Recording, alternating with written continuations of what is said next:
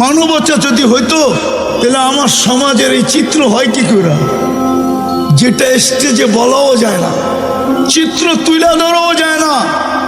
হইতে পারে তুলে ধরতে গেলে আমার গাড়ি এইখান থেকে বাহিরও হবে না, হইতে পারে আমি উত্তরা ক্রসও করতে পারবো না। মানবতা থাকলে তো এরকম ছিল চিত্র, ময়দানে জীবনটা বাহির হইতেছে পিপাসায়, আপন ভাই পানি নিয়ে ছুটা গেছে, পাশের থেকে একজন ডাক দিছে পানি, বলছে ভাই ও পিপাসিত বেশি, ওর কাছে জানা। ওইখানে যাওয়ার পরে আরেক জায়গার থেকে আওয়াজ আসছে পানি, তো দ্বিতীয় বলছে ও আমার চেয়ে বেশি পিপাসিত, ওইখানে যান না। তো ওইখানে যায় দেখে দুনিয়ায় নাই, দ্বিতীয় জনের কাছে আইসা দেখে দুনিয়ায় নাই, আপন বাড়ির কাছে আইসা দেখে ও নাই। এটার নাম তো ছিল মানবতা, এটার নাম তো মানবতা ছিল না। যে 1000 টাকার শাক নিয়ে রাস্তার পাশে বসতে বেচতে হয়তো 1500 টাকা বেচবে, 500 টাকা মিলবে, 2 কেজি চাউল কিনবে, একটু শাক কিনবে, একটু ডাইল কিনবে, ওর কাছ থেকে আইসা তো হাত পাতা উচিত ছিল না যে দে ডেলি 100 টাকা। কি মানবতা? তুমি মানুষ, এটার নাম তো মানবতা ছিল। রাগ হয়ে যাবেন বলবো, আমার সমাজ তো দেখি রাস্তাঘাটে পোস্টার দেখলে দেখি সমাজ সেবকের অভাব নাই, ঠিক না? আওয়াজ না, আওয়াজ না, মনোযোগ। কিন্তু আজ পর্যন্ত বাংলাদেশে আমাকে বাড়ি করে দেন তো একটা, যে তৃতীয় লিঙ্গের কোনো আশ্রয় কেন্দ্র কেউ খুলছে? আমাকে দেখান, একটা দেখান। এটা কি সমাজ সেবার অন্তর্ভুক্ত ছিল না? যে তৃতীয় লিঙ্গের মানুষগুলা রাস্তায় রাস্তায় ঘুরবে আর মানুষকে বিরক্ত করবে আর হাত পাতবে আর বাসা বাড়িতে উঠে চিল্লা চিল্লি করবে, আর যুবকরা ওদেরকে নিয়ে মজা নিবে। যুবকরা তো ওদেরকে নিয়ে মজা নেয়, রাতের অন্ধকারে তো একদল মানুষ ওদেরকে নিয়ে মজা নেয়। উচিত তো ছিল আমার সমাজের বিত্তশালীদের, সমাজ সেবকদের উচিত ছিল বৃদ্ধাশ্রম যখন খুলতে পারছো, তৃতীয় লিঙ্গের জন্য একটা আশ্রম খোলো, 10 জনকে নিয়ে যাও আর বলো এখানে থাকবি, 2টা কাপড় পরবি, 2 বেলা খাবি আর আল্লাহ আল্লাহ করবি। তুই রাস্তায় ঘুরা ঘুরা নিজের ইজ্জত বিলীন করার প্রয়োজন নাই। তাইলে তো বুঝতাম আপনি সমাজ সেবক। রাগ হয় না, বুঝানোর জন্য বলতেছে। সৃষ্টির ভিতরে শ্রেষ্ঠত্ব দিল, মানবতা কোথায়? আল্লাহ তো দাম দিবে মানুষকে। আপনি কালকে এই চেহারা নিয়ে দাঁড়াবেন কি করে বলেন? সৃষ্টির ভিতরে আমাকে মানুষ হিসাবে শ্রেষ্ঠত্ব দিলেন, বলেন আপনার আমার ভিতরে মানবতা কতটুকু? আল্লাহ তো মানুষকে মূল্যায়ন করবেন, জানোয়ারকে তো করবেন না। আপনি বলবেন আমি তো মানুষ হিসাবেই মরব, কিন্তু কোরআন তো বলে না। কোরআন তো বলে মানুষ হিসাবে জন্ম নিলেই মানুষ হয় না। যদি হইতো তাহলে হাতের বানানোটাকে কেন আল্লাহ জানোয়ার বলতেন? মানুষকে তো হাত দিয়ে তৈরি করছেন, সমগ্র সৃষ্টিকে তো আল্লাহ তৈরি করছেন 2 অক্ষর দিয়া। মানুষকে তো তৈরি করছেন কুদরতি হাত দিয়া। সমগ্র সৃষ্টিকে তো তড়িঘড়ি কমপ্লিট করছেন 6 দিনে। আপনাকে আমাকে তো কমপ্লিট করলেন 10 মাসে। আপনাকে কেন জানোয়ার বলবে? আরো 2-4টা দেখাবো। সৃষ্টির ভিতরে সবচেয়ে সৌন্দর্য দিল আপনাকে, পুরা ভান্ডারটা যেন সৌন্দর্যে লাগায়া দিল আপনার উপরে, ওটাকে জানোয়ার বলবেন কেন? 4 কসম খায়া ঘোষণা দিলেন সৃষ্টির ভিতরে সবচেয়ে সুন্দর গঠন তোর। 3 ওয়াসাইতুন ওয়া তুরে সিনিন ওয়া হাদাল বালাদিল আমিন। 4 কসম খাওয়ার পরে বললেন সবচেয়ে সুন্দর গঠন তোর। ওই গঠনের জিনিসটাকে কেন আল্লাহ জানোয়ার বলবেন? জানোয়ার। আরেকটা বলবো, সাজাইতে সাজাইতে, যার শব্দটা যদিও আল্লাহর জন্য শোভনীয় না, কিন্তু আমি বুঝানোর জন্য বলতেছি, সাজাইতে সাজাইতে সাজাইতে সাজাইতে ঘোষণা দিলেন ইন্নী লাকা মুহিব্বা, আই লাভ ইউ। যে মানুষের প্রেমে পড়ে গেলেন, ভালোবাসায় পড়ে গেলেন, ওই মানুষটাকে জানোয়ার বলবেন কেন? বোঝা গেল মানুষ মানুষ হইলেই মানুষ হয় না। বিদায় আপনি আর আমি যে সৃষ্টির সেরা হইলাম, মানুষ রূপে মানবতা কতটুকু। সৃষ্টির ভিতরে আমাকে মানুষ হিসাবে শ্রেষ্ঠত্ব দিল, মানব জাতির ভিতরে আমাকে উম্মতে মুহাম্মদী হিসাবে শ্রেষ্ঠত্ব দিলেন। শুধু শ্রেষ্ঠত্ব দিলেন না, আবার শ্রেষ্ঠত্বের প্রমাণও দিলেন। প্রমাণ স্বরূপ আমি বলতেছিলাম মুহাম্মদুর রাসূলুল্লাহ সর্বপ্রথম প্রমাণ। আপনি মুহাম্মদুর রাসূলুল্লাহ পাইছেন। যদি মুহাম্মদুর রাসূলুল্লাহ প্রমাণ না হইতো, তাহলে আমি কিতাব থেকে একটা প্রমাণ দিতেছি। যদি মুহাম্মদুর রাসূলুল্লাহ সাল্লাল্লাহু আলাইহি ওয়াসাল্লাম আমার কথার প্রমাণ না হইতো, তাহলে আমি কিতাব থেকে একটা প্রমাণ দিতেছি।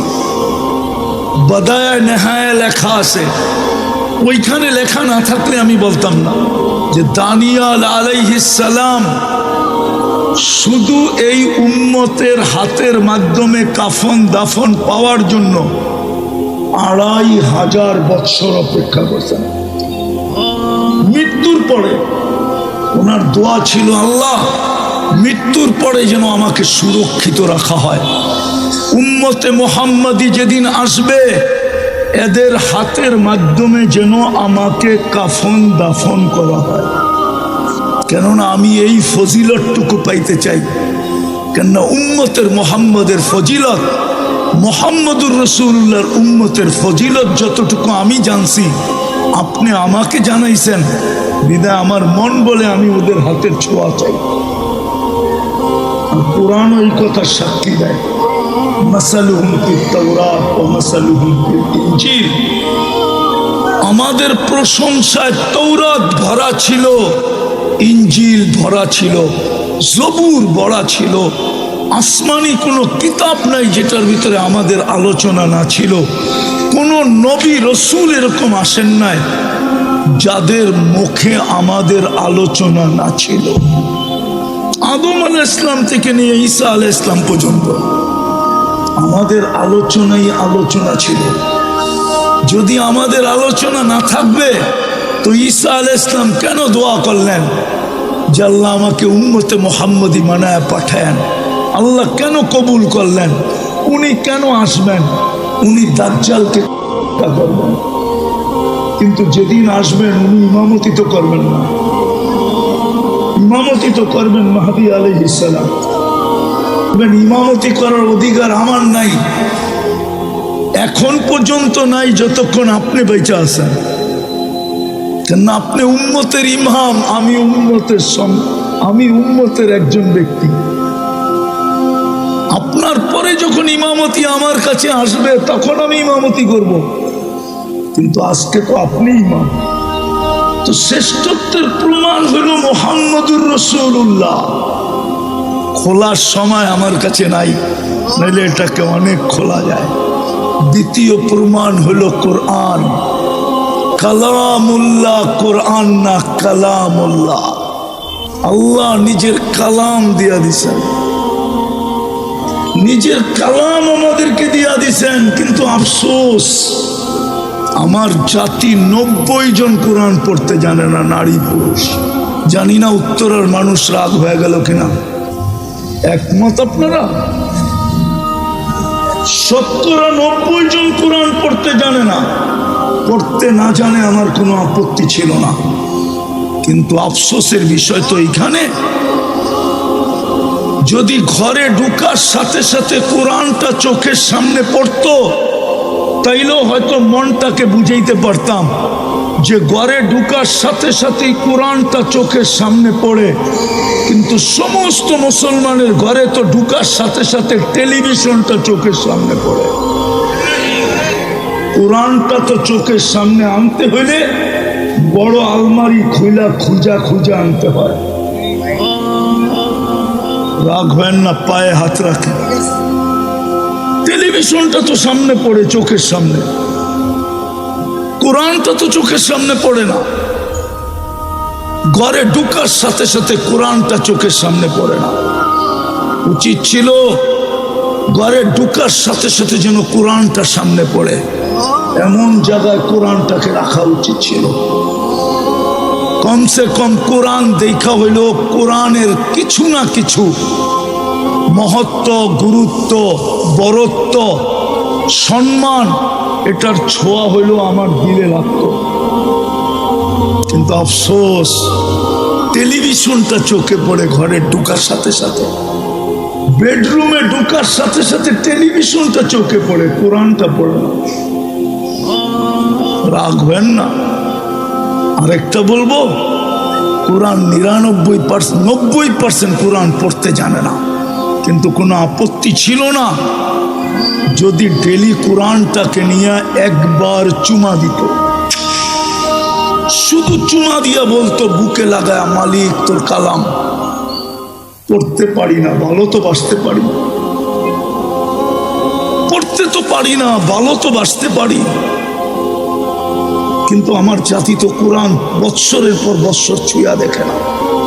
এই মজমায় পাওয়া যাবে কবে কোরআন ছুঁয়া দেখছে বলতে পারবে না, নাই এই মজমায় কেউ।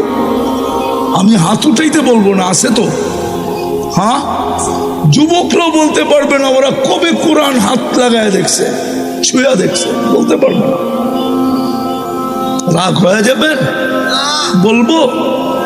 এই উত্তরেই আছে, ঘন্টার পর ঘন্টা সিরিয়াল দিয়া বসা থাকে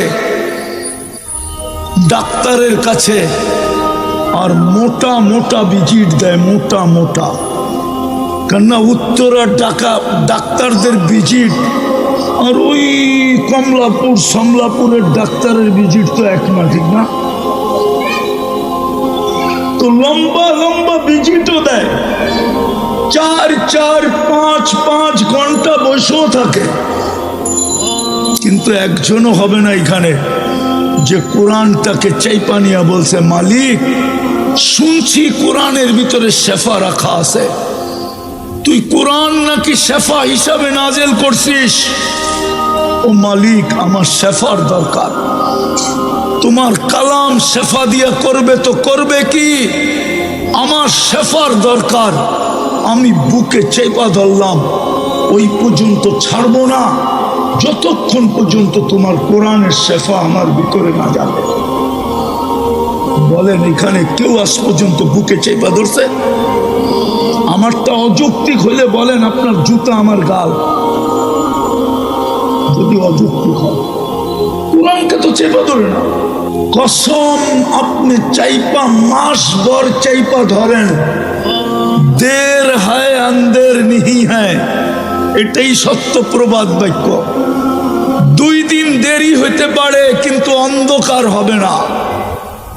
10 দিন চাইপা ধরে দেখেন না, 20 দিন দেখেন না, 30 দিন দেখেন না, একদিন না একদিন কোরআনের শেফা আপনার বুক ফাইরা আপনার ভিতরে ডুববেই ডুববে, ডুববেই ডুববে, ডুববেই ডুববে।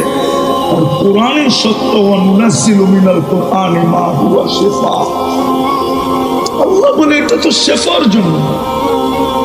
এই জন্যই তো কোনো আল্লাহওয়ালা লিখছিলেন, इलाज अगर हो सके कुरान और हदीस से, इलाज अगर हो सके कुरान और दुआ से, परहेज करो दवा से। যদি তুমি চিকিৎসা নিতে পারো কোরআন দ্বারা, কোরআনের কাছ থেকে যদি তুমি চিকিৎসা যদি তুমি আদায় করে নিতে পারো, আল্লাহর রসুলের দুয়ার থেকে যদি তুমি শেফা আদায় করে নিতে পারো, তাহলে দাওয়ার কাছে যাও না। একটা গবেষণা আপনাদেরকে শুনাইতেছি, আমি একটা গবেষণা শুনাইতেছি, জানি না আপনারা একমত হবেন কিনা। শোনাবো? হ্যাঁ, মুসলিম দুনিয়ায় বলেন তো বাংলাদেশে কয়টা মানসিক রোগীর হাসপাতাল? সবচেয়ে বড় হাসপাতাল কয়টা বাংলাদেশে? কয়টা? আরে বলেন না কয়টা? কয়টা? কয়শো কোটি মানুষ? কত কোটি মানুষ বাংলাদেশে? 18 কোটি মানুষের জন্য একটা পাগল হাসপাতাল, ঠিক না? হ্যাঁ, এখানে জানি না গ্রিন কার্ড হোল্ডার আছে কিনা। আছে কেউ গ্রিন কার্ড হোল্ডার? আমেরিকান কেউ নাই? ইউরোপেরও কেউ নাই? গেছে এরকম কেউ আছে? আমেরিকাতে যায় দেখেন প্রত্যেকটা শহরে কয়টা করে হাসপাতাল, মেন্টালিটি হাসপাতাল কয়টা? আমি প্রথম যখন অস্ট্রেলিয়া গেছি, প্রথম 2016-তে গেছি প্রথম, তারপরও গেছি অনেকবার, টানা গেছি 3-4 বছর। যাইতে হতেছিল তাবলিগি কাজের কারণে। তো আমি যখন এয়ারপোর্ট থেকে বাহির হয়ে আমি জিজ্ঞাসা করছি যে তোমাদের এখানে মানসিক রোগীর হার কত? আপনি ফার্স্ট টাইম আসলেন, এটা জিজ্ঞাসা করলেন কেন? আমি বললাম আমি নামার পরে লোকগুলার অবস্থা দেখা আমার মনে হলো যদি আমার পড়া ভুল না হয়ে থাকে, এলমে কেহাফা যদি ভুল না হয়ে থাকে পড়া, তাইলে মনে হয় আমার ধারণা সঠিক হবে। আমার মনে হয় এখানে বড় পার্সেন্টেজের লোক মানসিক রোগী। তো বলতেছে 4 জনে 1 জন মানসিক রোগী। কয়জন? শতকরা 25 জন মানসিক রোগী, 25%। অস্ট্রেলিয়ায় আমরা কম কেন জানেন? সারা দুনিয়ায় মানসিক রোগী কম কেন জানেন? মুসলিম দুনিয়ায় মানসিক রোগী কম কেন জানেন? কমসে কম শুক্রবার হইল আমরা গর্দান মাসা করি, উজুর ভিতরে গর্দানে পানি লাগে, পানি। আর 5 বেলা যারা করে উজু, ওরা 5 বেলায় গর্দানে পানি লাগায়। এই জন্য মুসলমানের ভিতরে মানসিক রোগী কম। এই রিচার্জ আমার না, আমেরিকান ডাক্তারের রিচার্জ, আমার না। নিবেন নাম ঠিকানা, নিবেন এই লিটারেচার আমার কাছ থেকে। কিন্তু দুনিয়াতে এটা মিডিয়ায় আসে নাই, আসবে না কোনোদিন। মিডিয়ায় আসবে না, মিডিয়ায় আসতেও দিবে না। যেমন আমি বলি রাগ হয়েন না, আমার সুশীলরা কি করে, আমার বুদ্ধিজীবীরা কি করে, আমার শিক্ষিতরা কি করে, আমাদের যুবক যুবতীর যৌবন মাটিতে মিশা যেতেছে, মাটিতে। আমার সমাজের সুশীলরা কি করে, আমার সমাজের শিক্ষিতরা কি করে, আমার সমাজের বুদ্ধিজীবীরা কোথায়, আমার সমাজের ডাক্তাররা কোথায়? ওরা কেন এই যুবকদেরকে বলে না ইন্টারনেট ওদের যৌবনকে মাটিতে মিশায়া দিতেছে? একদিন তো আসবে ওরা বাসর রাত্রে ক্যাচ আউট হয়ে যাবে, বাসর রাত্রে ওদের উইকেট পড়া যাবে। যদি বাসর রাত্র না পড়লো 2 বছর টিকবে, 2 বছর পরে শেষ। আমার সমাজে পরকীয়ার তুফান চলতেছে কেন? আরে বলেন না কেন? আমার মেয়েরা 20-তে বুড়ি হয়ে যেতেছে ইন্টারনেটের কারণে। আমার যুবকদের যৌবন শেষ হয়ে যেতেছে ইন্টারনেটের কারণে। মাদক নিয়ে আপনি চিৎকার দেন, মাদকের চেয়ে বেশি তো হলো ইন্টারনেট। ওরা আজে বাজে জিনিস যা সারাদিন দেখে ওদেরকে জিজ্ঞাসা করেন। আপনি আমার কাছে সায়েন্স নিয়ে আসেন, সায়েন্স, আমি সায়েন্স দিয়ে আপনাকে বুঝাই দেব, আপনার বিজ্ঞান দিয়ে বুঝিয়ে দিব ওদের যৌবন ডেলি মাটিতে মিশতেছে। এই জন্য আমার সমাজে পরকীয়া বাড়তেছে। কেননা পুরুষ করবে কি? ইন্টারনেট দেখতে দেখতে দেখতে দেখতে দেখতে ও তো বুড়ি হয়ে গেছে। এখন পুরুষ যাবে তো যাবে কোথায়? মেয়ে পরকীয়া করবে না তো করবে কি? ও তো ইন্টারনেট দেখতে দেখতে দেখতে নিজের যৌবন মাটিতে মিশায়া দিছে। এখন ওই নারী পরকীয়া করবে না তো করবে কি? পরকীয়ার তুফান তো আমার সমাজে এই জন্য, শুধু ইন্টারনেটের কারণে। আপনি ওদেরকে জিজ্ঞেস করেন, আমি ওদের পায়ে হাত রাখি, ওদেরকে জিজ্ঞেস করেন ওরা যা সারাদিন দেখে, যদি আল্লাহ সাত্তারি না করতেন তাইলে কোনো মা বাবা সন্তানকে ঘরে ঢুকতে দিতেন না। ওদেরকে জিজ্ঞেস করেন, ওদের জীবন তো ইন্টারনেটে শেষ। যদিও এটা আমার আলোচ্য বিষয় ছিল না, কথায় কথা চলে আসছে। আমার জাতির শিক্ষিত লোকগুলা তো বাধা দেয় না।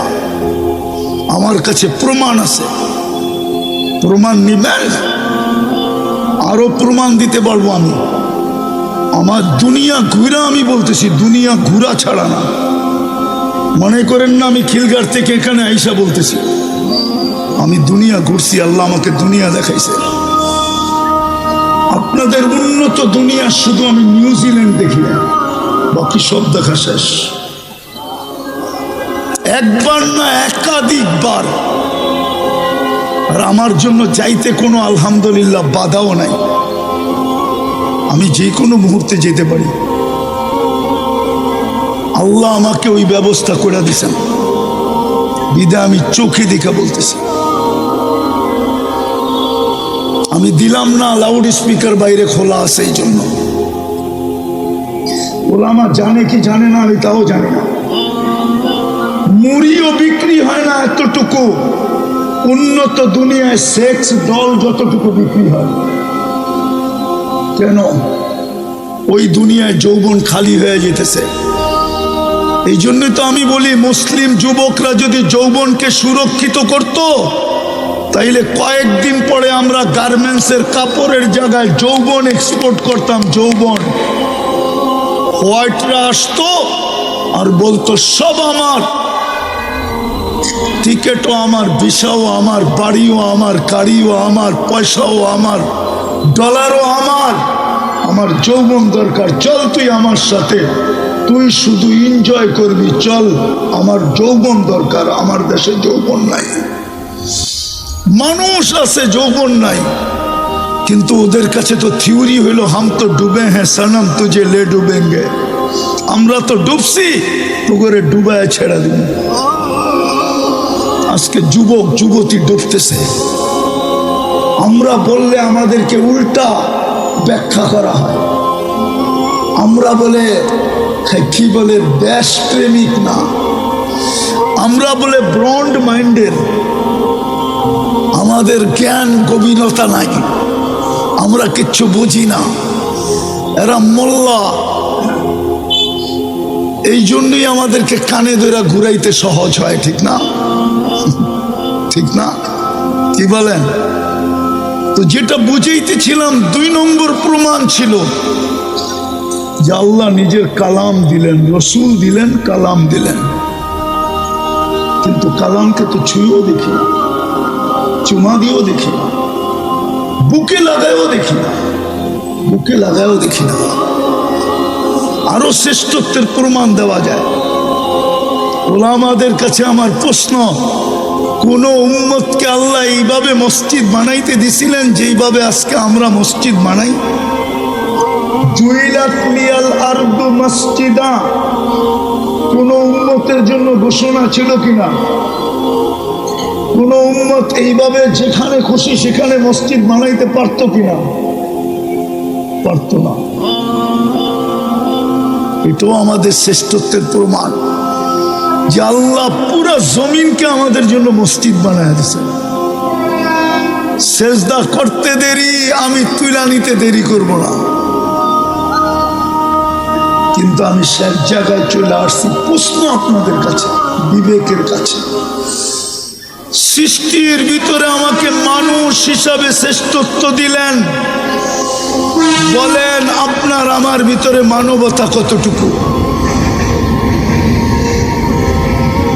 আল্লাহ তো মানুষকে মূল্যায়ন করবেন, জানোয়ারকে তো করবেন না।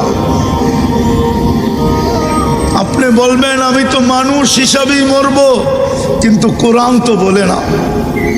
কোরআন তো বলে মানুষ হিসাবে জন্ম নিলেই মানুষ হয় না।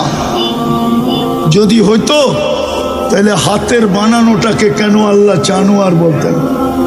মানুষকে তো হাত দিয়ে তৈরি করছেন।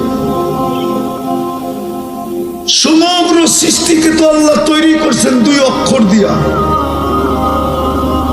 মানুষকে তো তৈরি করছেন কুদরতি হাত দিয়া। সমগ্র সৃষ্টিকে তো তড়িঘড়ি কমপ্লিট করছেন 6 দিনে। আপনাকে আমাকে তো কমপ্লিট করলেন 10 মাসে। আপনাকে কেন জানোয়ার বলবে? আরো 2-4টা দেখাবো। সৃষ্টির ভিতরে সবচেয়ে সৌন্দর্য দিল আপনাকে, পুরা ভান্ডারটা যেন সৌন্দর্যে লাগায়া দিল আপনার উপরে। ওটাকে জানোয়ার বলবেন কেন?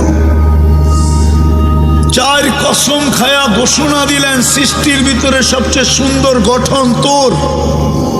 3 ওয়াসাইতুন ওয়া তুরে সিনিন ওয়া হাদাল বালাদিল আমিন।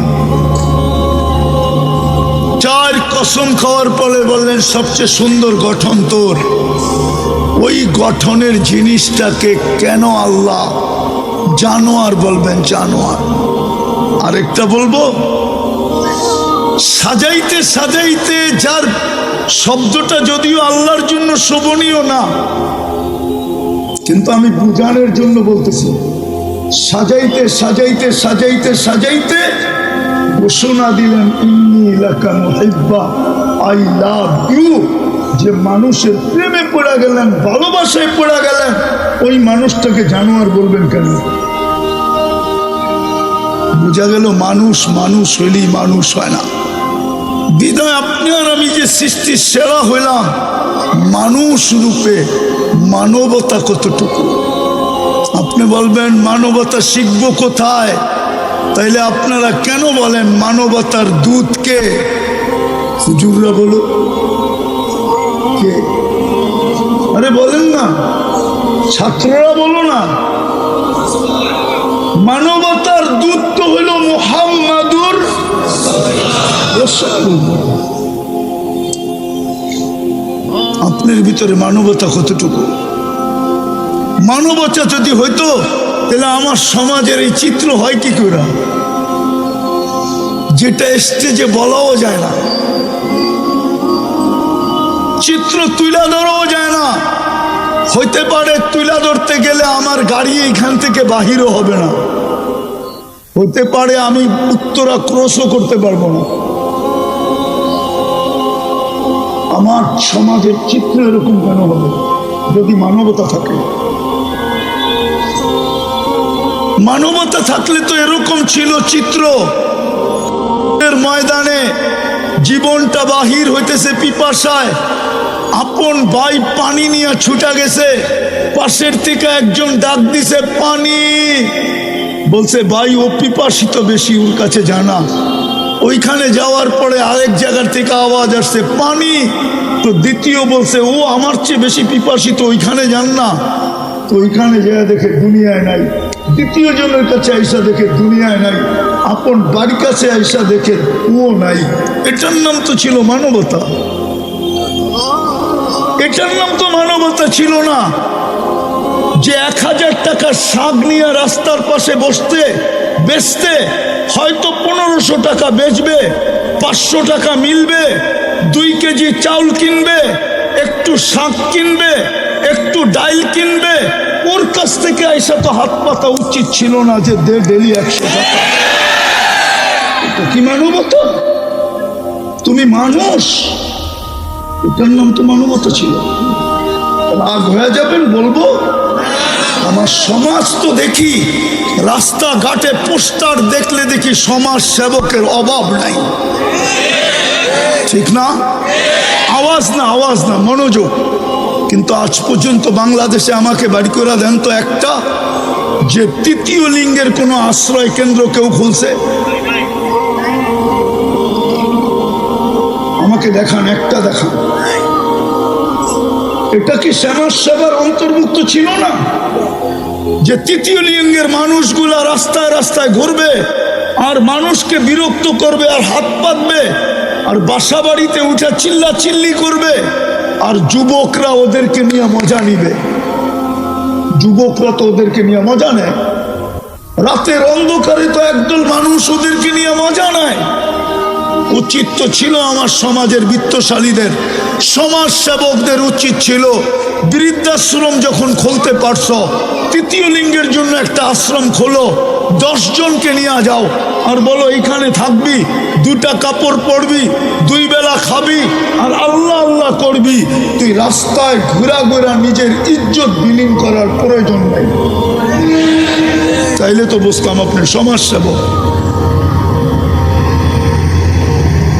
রাগ হয় না, বুঝানোর জন্য বলতেছে। সৃষ্টির ভিতরে শ্রেষ্ঠত্ব দিল, মানবতা কোথায়? আল্লাহ তো দাম দিবে মানুষকে। আপনি কালকে এই চেহারা নিয়ে দাঁড়াবেন কি করে বলেন? ওইখানে কোন কার্ড চলবে বলেন? শেষ উম্মতে মুহাম্মাদি বানাইলেন, উম্মতে মুহাম্মাদি বানাইলেন, কিন্তু প্রমাণ দিলেন তোর চেয়ে বেশি ভালোবাসা। আগে বললাম না, 1 হাদিসই যথেষ্ট। কিন্তু বলেন ওই রসুলের রঙে রঙিন কতটুকু? কবরে যে প্রথম প্রশ্ন হবে, বলো এই ব্যক্তিকে চিনো কিনা? ও আমার জাতি, কি জবাব দিবেন বলেন? দুনিয়াই শেষ। কোরআন তো আফসোস করে বলতেছে, আরাদিতুম বিল হায়াতিদ দুনিয়া।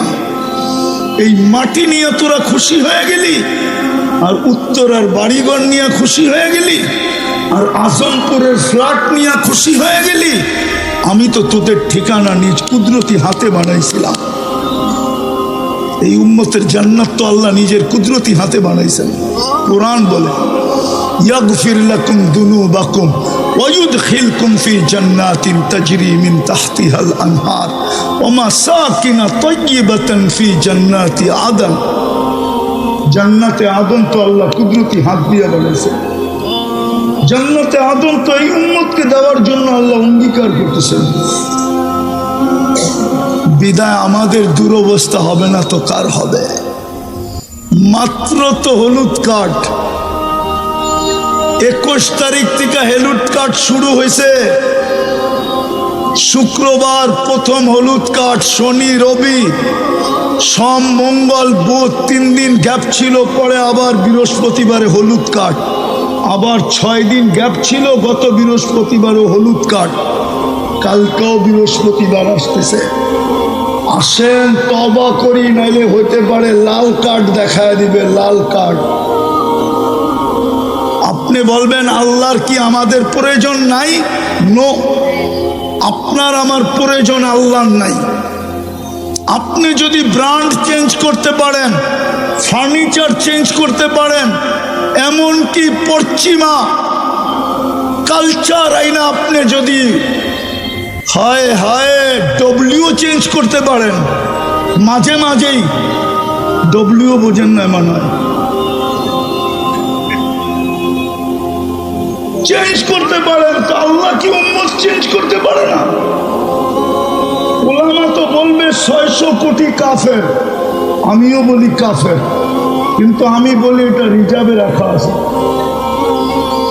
যেমন বাংলাদেশের সার্কুলেশন দেওয়া সৈনিকের সংখ্যা সবাই জানে, কিন্তু রিজার্ভে কত রাখা আছে এটা কেউ জানে না। কেননা রানিং সৈনিকের থেকে রিজার্ভের সৈনিক বেশি থাকে, এটা সব দেশের নিয়ম। আল্লাহ 600 কোটি রিজার্ভে রাখছে, আর বইলা দিছে ইয়াস্তাবদিল কওমান গায়রাকুম, তোমাদেরকে লাল কার্ড দেখায়া চেঞ্জ করে দিব, আর ওদেরকে আইনা তোমাদের জায়গায় বসায়া দিব। ফালা ইয়াকুনু আমসালাকুম, তোমাদের মতো নিমক হারাম হবে না, তোমাদের মতো অকৃতজ্ঞ হবে না, তোমাদের মতো কপাল পোড়া হবে না, তোমাদের মতো হতবাগা হবে না, তোমাদের মতো নিকৃষ্ট হবে না। বিদায় আপনি মুহাম্মদুর রাসূলুল্লাহর রঙে কতটুকু রঙিন? এই জন্যই তো দুরবস্থা। চলেন আল্লাহর কাছে তওবা করি। এই উম্মতকে আল্লাহ সুযোগ দিছেন, অপেক্ষা করবেন হাত্তা ইউগারগির, কণ্ঠনালীতে রু আসার পূর্ব মুহূর্ত পর্যন্ত সারা দিন অপেক্ষা করেন যে দিনের সূর্যের আলো দেখতে পাইল, সারা রাত্র অপেক্ষা করেন সে যে সূর্য ডুবা দেখতে পারল। রাজি? তওবা করতে রাজি? রাজি? কে কে রাজি? তাইলে বলেন আল্লাহ অতীত থেকে তওবা করলাম। বলেন বলেন বলেন বলেন বলেন। নামান আসেন, কমসে কম আসেন। ওলামাদের ছত্র ছায়ায় আইসা ওলামাদের দিক নির্দেশনায় ওলামা আপনাদেরকে কঠিন করবে না, সহজ করবে।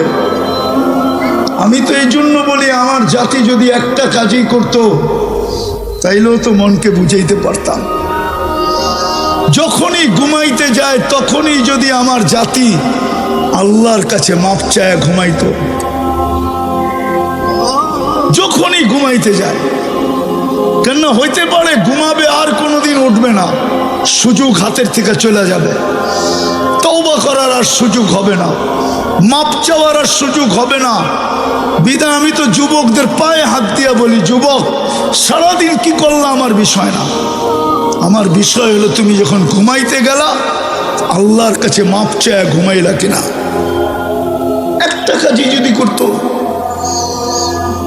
দ্বিতীয় আরেকটা কাজই যদি আমার জাতি করত, আজান দিতে দেরি, ছুটা মসজিদে যেতে যদি দেরি না করত। কে ডাকতেছে? কে? আরে কে ডাকতেছে? আরে কে ডাকতেছে? আল্লাহ ডাকতেছে। আমি আপনি করে বলবো না, আমার জাতিকেই বলবো। মুরব্বীরা ডাকতে দেরি, বাংলাদেশের কোনার থেকে ছুটা আসতে দেরি করে না, ঠিক না? রাগ হয়ে গেলেন? হ্যাঁ, অথচ ঘরের পাশের থেকে দাঁড়ায় আল্লাহ ডাকে।